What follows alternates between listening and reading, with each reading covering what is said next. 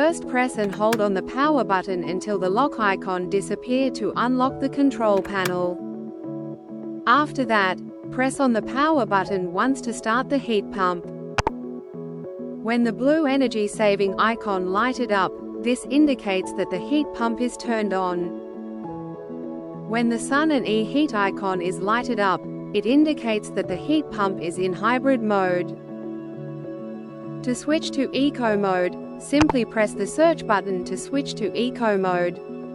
The boiling icon lighted up indicates that the heat pump is on eco mode.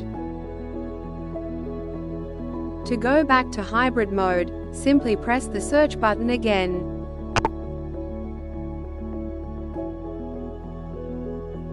Once you have your desired mode, press the power button to turn off the heat pump.